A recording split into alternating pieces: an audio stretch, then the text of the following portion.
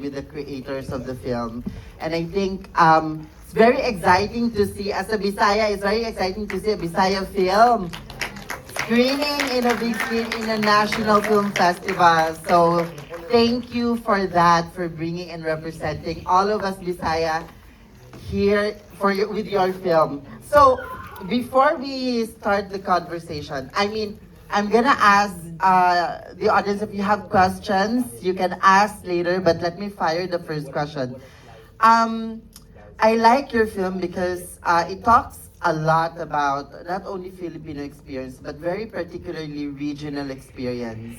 Like how it is to live in an island, the big dreams and aspirations of people in the island, which is, I think, very particular experience when you live in a countryside. Um, with all those happening, the love for family, I think that's a very Filipino experience, but the sacrifice and because of loving our family that we saw in the film, she was willing to marry a stranger, for that matter. But so the film discussed a lot about her sacrifice, for her love for her family and her dedication for family.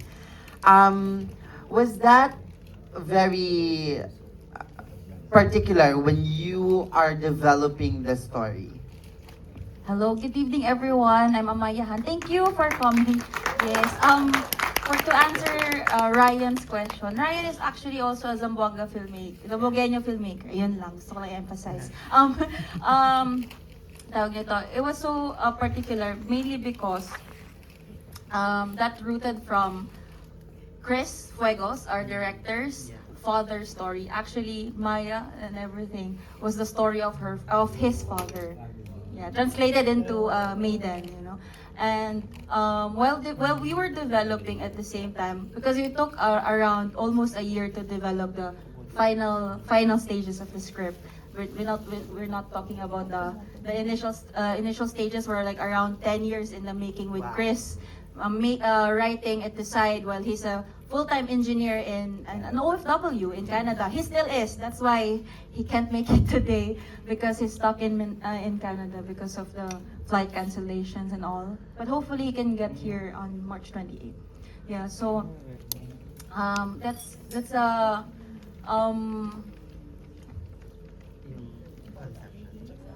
yeah.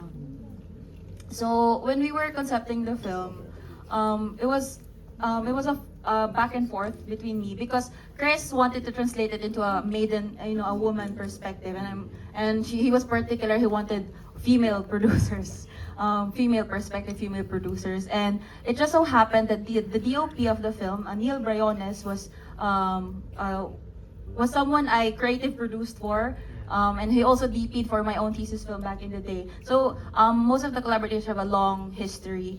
And it was Neil Briones who Chris Fuego first contacted because he mostly found in IMDb who's a Cebuano cinematographer, and he found Neil Briones. That's it. And then Neil Briones, over time, recommended me as a producer. I'm technically the fourth producer of the film, mainly because of the tight budget that it was important. The other producers, the first producer said that it was impossible to make the film. It was quite a feat actually because it took 6 years to make the film. Yes, in total, including the yeah. No, principal photography took over under a month. No, under a month in Tuyan. Yeah, only under a month. 25 days. We stayed in 24 days with rest days in between. Before the Eddie Garcia law, we were already adhering to the rest days. But so there was 1 year of development, financing at the same time, then the principal photography, then a break because of the pandemic happened in 2020, and then we started post-production late 2020, and then we changed direction in the editing, so we changed editors also, and among others. That took until the 2025. Before this cut was before this version, this is actually the 6th cut version over with 2 inputs from 2 different perspectives of editors. So that has been with Ashley, the post-producer of the film. So can you mention like production side?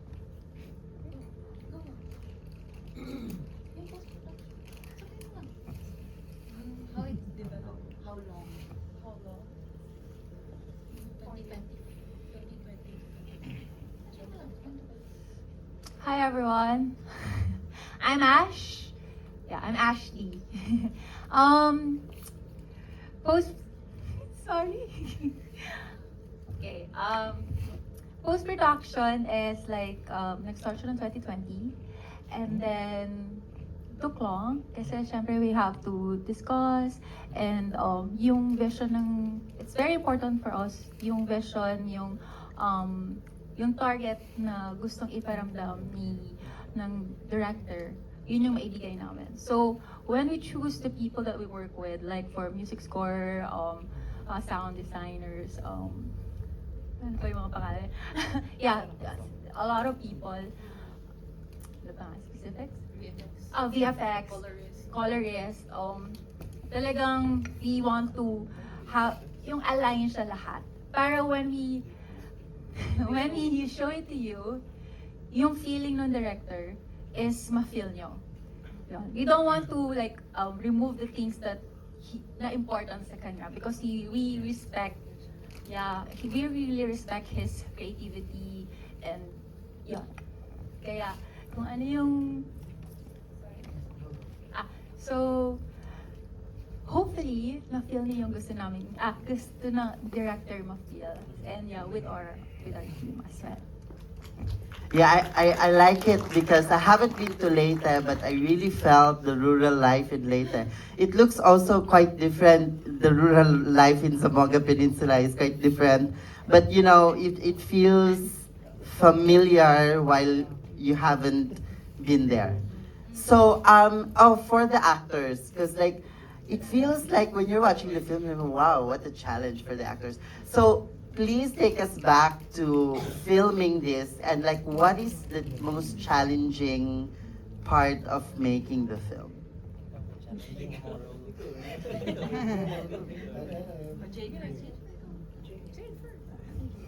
Sorry. Jade, Makawili, Asnilo. So, challenging siguro is katong... Sorry, Tagalog ng Bisaya. Yung challenging part siguro is aside from riding a boat, since it's my first time. So, nag-shoot kami. Tas before nag-shoot for like one day before, nag-practice muna, tas shoot kinabukasan. So, yun yung isa sa challenging, pero yung mas pinaka-challenging siguro yung sa para sa akin lang personally, since it's my first full length. I've been doing short films, but full length is different. And yeah, nag-overthink lang ko at that time nga, grabe yung full length. So yun, siguro yung scene na nagtanggal ako ng t-shirt. Kasi ang taas kasi ng linya dun. Ang taas ng linya dun. So yeah, and I hope you enjoy the film. Yeah, thank you so much. Hi everyone. I'm Randolph Valmoria. Brianna in Pinicas. If you want to be rich, be a yes. Siguro ang pinaka-challenging doon is as someone na nagpapabalance sa emotions ng lahat. Syempre hindi rin siguro yung mga linya kasi hindi naman dapat lahat ng sitwasyon pagtatawanan. So, syempre, it's also a challenge kung paano i-deliver yung mga lines. And it's also my first time sa full-length film. Pero I'm also a content creator, so I'm doing skits online. So, yun yung challenging na part.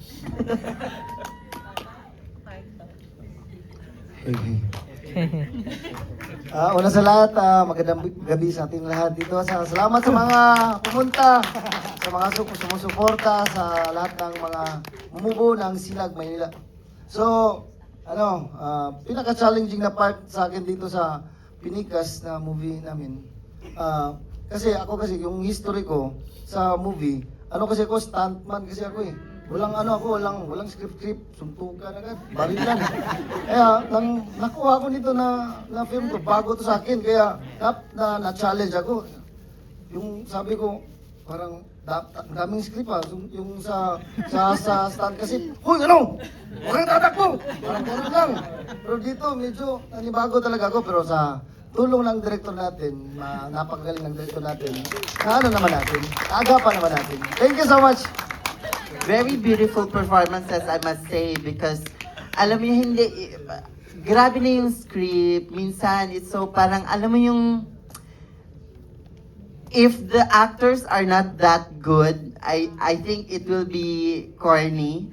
But because the actors are so good, hindi naging corny ang mga lines. Like, you're talking about the cock, you're talking about the pussycat, but it didn't feel laylay ang eksena. It didn't feel, you're so good at that scene. Let me just say that. How did, because, so you're a stuntman and then you had so many lines and the timing is spectacular. How did you do that? Like, I know that you're a stuntman, so wala ka masyadong dialogue, and then all of a sudden you have a lot of dialogue. How did you handle that? Yun. Kaya nanibago kasi ako. So yung ginawa ko sa room namin, practice ako ng practice. So, Bisaya naman, hindi naman tayo mahirapan. Kasi Bisaya naman kami. Ganito pala yun. Tapos, pagdating na sa set, medyo yung tira ko, ayaw nang ni-direct. Sa Michael, ganito yung gagawin natin. Wow, okay, ganun pala. Yung tinignan ko, direct, pakisilip nga yung pangit nga, ulitin natin direct. Yun, kasi okay naman, pero magaling talaga yung director namin eh. Yun, tsaka yung mga producer namin. Yes, so authentic. I love it. I have a question for Randolph because I know Randolph is a content creator and a social media celebrity. How is it so different from your world now in social media and making a film? So is there any difference at all? Or if it is different, how is it different? Siguro kasi yung film may script na pina-follow. Pero syempre naman we have also the right to like add or something, like kung may mga lines na gusto kami i-add. Unlike sa online content creation, more like spontaneous lang kung ano yung mga gusto mong sabihin. And most of my videos are like I don't know, funny videos. Basta Bisaya kasi, Bisaya na mga videos, Bisaya content. So, iba siya. Yes. Great. Yes. We have a question from the audience. Sir, direct. Good evening. By the way, I'm Dr. Dante Balboa. Okay, so I'm also a writer and a director as well.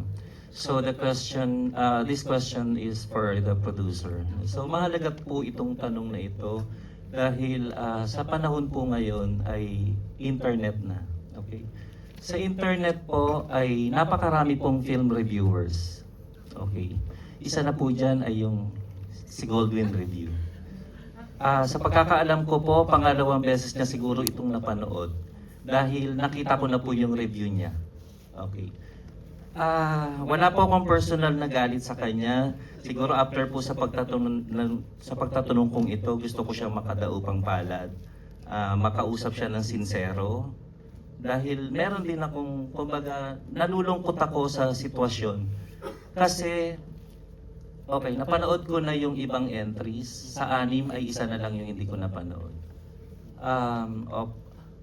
Sa kasalukuyan, no, ito yung binigyan niya ng mataas na rate. Okay, 3/5.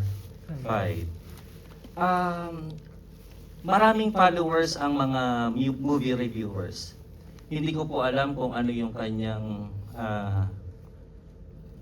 course na tinapos, no?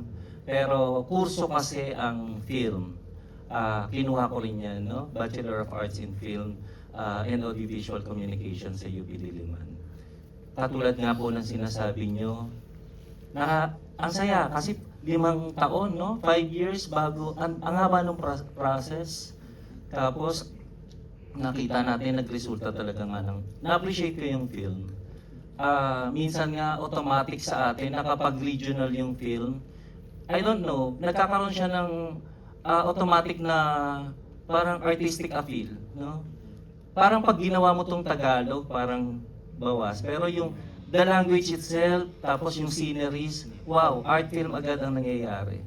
So siguro isa yon sa nakita ng film reviewer. Hindi lang naman siya, maraming.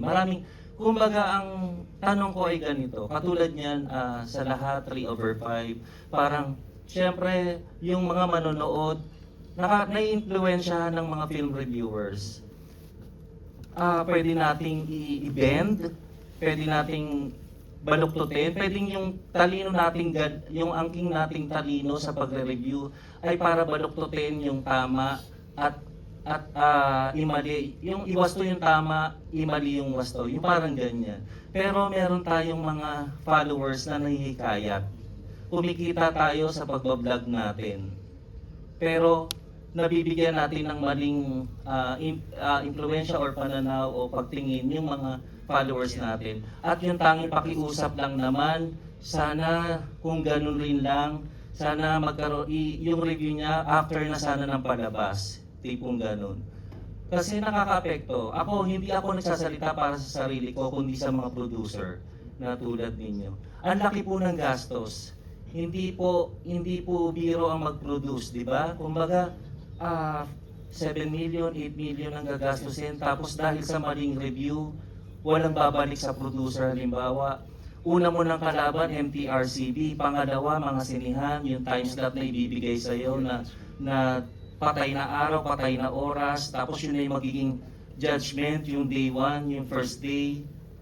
So, ano ang parang take nyo doon sa ganun? Kumbaga parang, syempre, kung yung isang sikat na film reviewer ay nabigyan kayo ng mataas na rate, syempre parang at the back of your minds, ay, kami yung, pwedeng di ba yung naisip nyo, kami yung, pwedeng maka-influensya na, siguro may catch to, yung parang kami mananalo sa award, tapos sa takilya, etc. etc. So, ano ang take nyo po doon sa ganon? And please, nandito si Goldwyn. Gusto kitang maging kaibigan, Goldwyn. Ha? Opo, thank you. So the question is on the reviews. Yeah.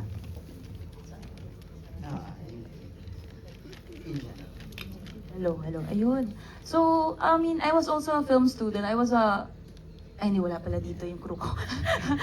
Most of the crew are actually from University of San Carlos, Bachelor of Fine Arts in Cinema. And may IAF din kami, and then may FMA. So we're all actually very film school team po talaga yung, and even Chris was an IAF graduate. And actually po, internally, in the first place nga po, even regional films don't really get much attention. That's the truth. We try our best. We try our best talaga to get it out there, and kaya mo po we're proudly saying na it's a Vismin collaboration because it is. We're trying our best na to make it more sustainable and profitable by going inter islands na talaga. And so in terms of reviews in general, even before the social media, reviews has always been there. Media has always been there. Even before cinema happened, newspapers, publicity has always been there. 1800s, 1700s, and whoever first started something, it has always been there. And on words of people has always an influence on any other people.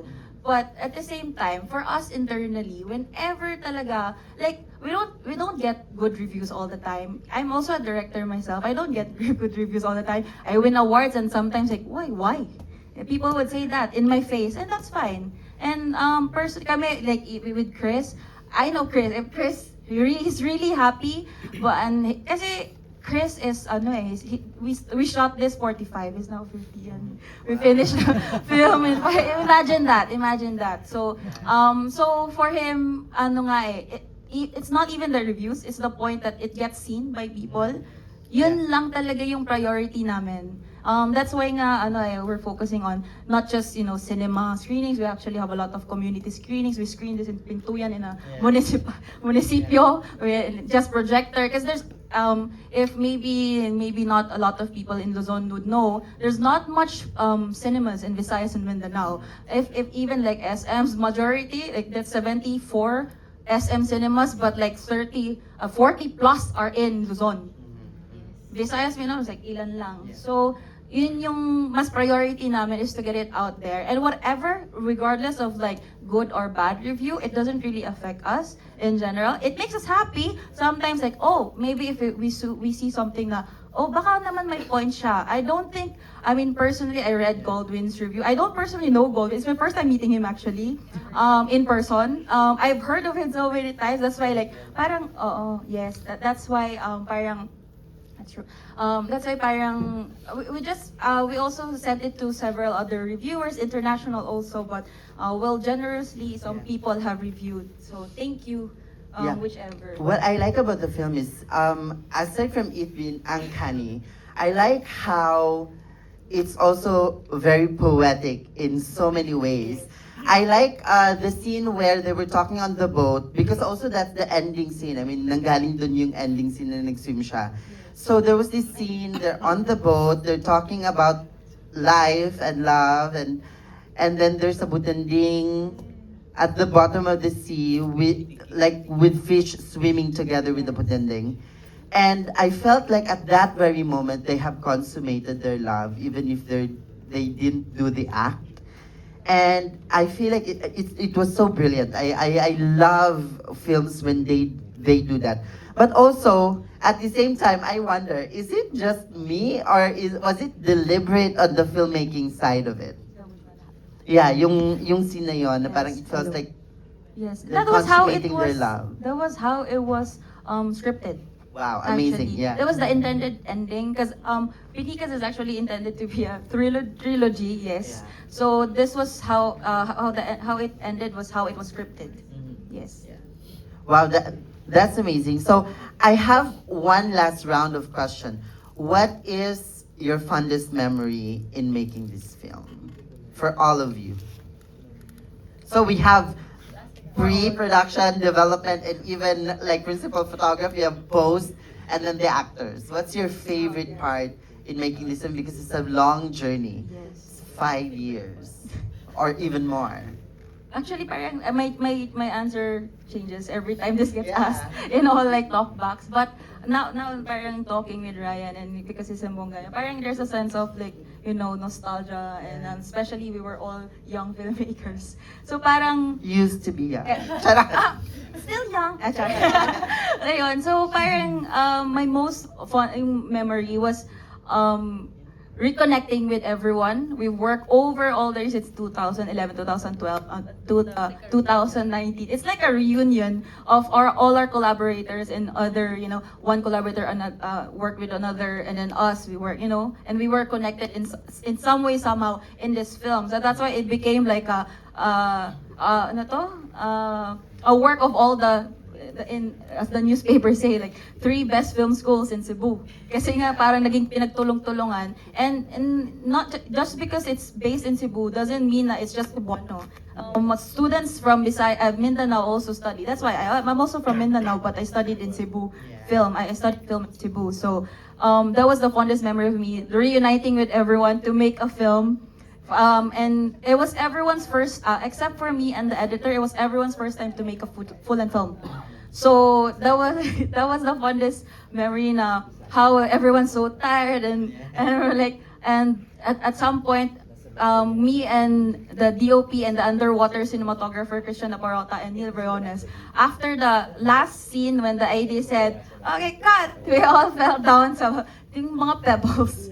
We're so tired kasi it was the day 18 of the shoot.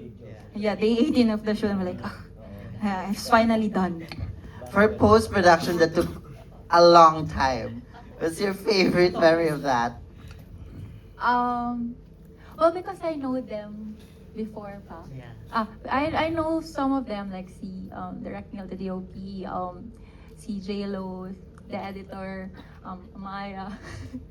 Before, the actors kasi, it's like, paano ba? I'm an actor also for short films. Apa akong pula tama? Yeah. I have but Like supporting roles. supporting roles. So, when, alam mo yung feeling na nag-grow ka when you meet them. Like, oh, before you're like, kasi ano lang ako I started, ano nga? Accidental actress. Nawalan siya ng actress, so parang ako na lang. Yun yung nangyari. And then eventually, we have a lot of activities and she gave me a lot of material. So I learned it and then we drive dun sa mga sa vision ng mga films na gusto niya. And the second part is like learning also working with other like sa theater and other directors. So now this time, so films. Sorry. So for this film, fondest memory ko is like, ako personally, is, natuwa ko na I'm with them na as like, post-production manager. Ganun. And then, nakikita ko lalo yung mga skill sets nila. Oh, that's why he's really good about this one and then this one. And I learn from them as well. So, yun. Thank you so much. How about the actors? Fondest memory. Fondest.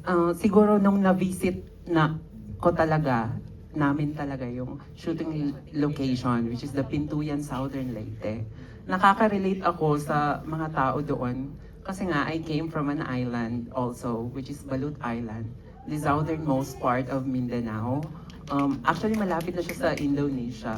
Yes, the same landscape, yung island in Leyte. So, talagang parang yung paligid, parang nasa isla lang ako namin. And yun. And I'm also actually a half Indonesian kasi nga malapit yung island namin sa Indonesia. So, yun. Fondest memory, no? Siguro, not really specific, but meeting the people, the production, my co-actors. Because me personally, I love building new friendships. And yes, in fact, the song Plano is my song. I wrote that one. First song niya.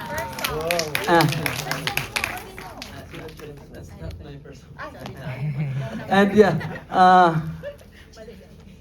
dun ko din nakilala yung producer ng song na to, yung cameraman namin, si MJ. AC, assistant camera. AC namin, assistant camera. So yeah, dun ko na-meet yung producer ng song na to kasi matagal ko na tong nasulat, producer na lang yung wala.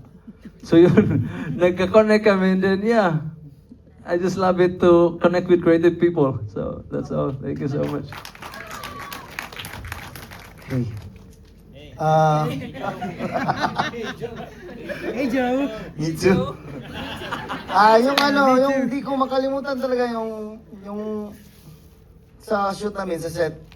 Yung time na yung sa akin na yung medyo mabigat yung sinasabi sa akin ni Maya, yung pinaano niya ako, pinagalitan talaga niya ako. Sabi ni Direk sa akin, dapat may iiyak ka talaga dito.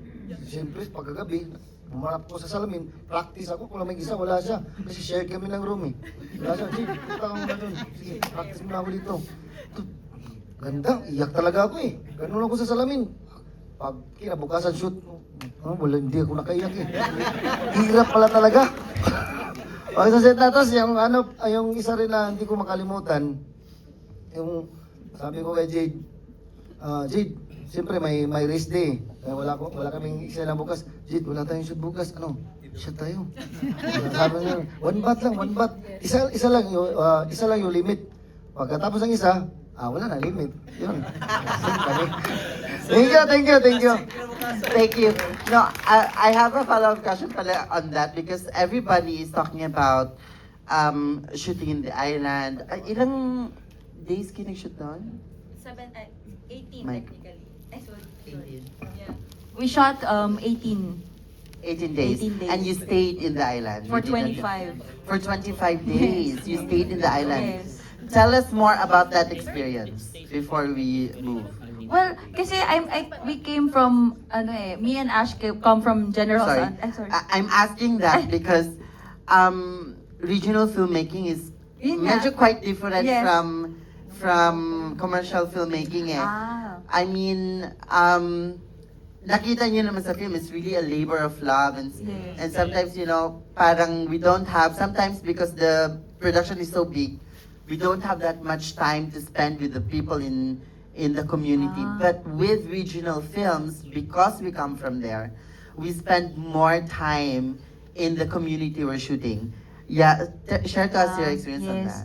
Actually, we really made a lot of friends. Even Jade, di ba? Parang when he came back for the Pintuyan, nag-reunion sila and the kids were big na and all that. So, at the time, kasi before the actual principal photographer, we had a pre-production. And, well, trivia, all the people from the Pintuyan, of course, didn't have any experience in film. So we had some sort of a workshop with them. Kasi I got some production managers locally, production assistants locally, who had no idea what to film, how to film, and follow all the paperwork I'm giving them.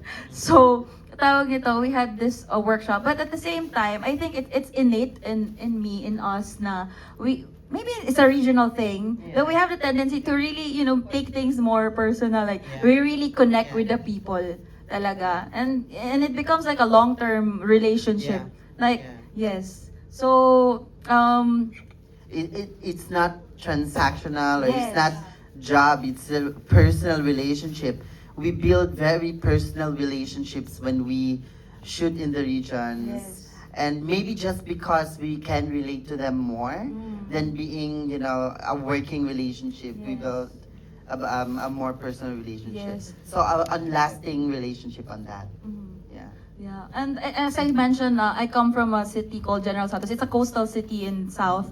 And it has at some parts, I mean, Jensen is more city na talaga. But like Pintuyan, it has some of that vibe, because I studied in Sarangani province. I travel every day. So parang, it felt so familiar, as we said earlier. It felt so familiar, but it seems so different. And it's so interesting there because everyone knows each other. Yes. Yeah, it's really, everyone knows each other there, and parang whenever we needed people, for example for the baile, like, oh, we need people, and then it's so easy to get people. We got it's like that. And then although yun lang nga, there were reactions to like, oh, what is this? They think na filmmaking is like, one take all. So parang at the same time, when we built relationship with them, they also learned a lot from us. So this is how filmmaking is. This is how they do this. So in a sense, nagkaroon pa sila ng another skill set. Yes. Mm-mm. So this is what you call the development of cinema in the region. Ladies and gentlemen, the cast and crew of Pinicas, thank you for bringing your beautiful film here in Sinag, Maynila. We couldn't thank you enough. Thank you to our audience for staying this late night to hear this conversation and to watch the film. Sinag, Maynila will run until March 29. So see you in the screenings. Good night. Can we take a photo Together. with everyone? Tayo muna lang. Andito kayo. Photo together. Kayo muna, okay. Amaya. Okay, one more, one, two. Dito po. Last. Oh, yun. Official na sinag. One, two. Alright. Can we take a photo with together? Oh, yes. We sing that. Yes. The girls here, the barong.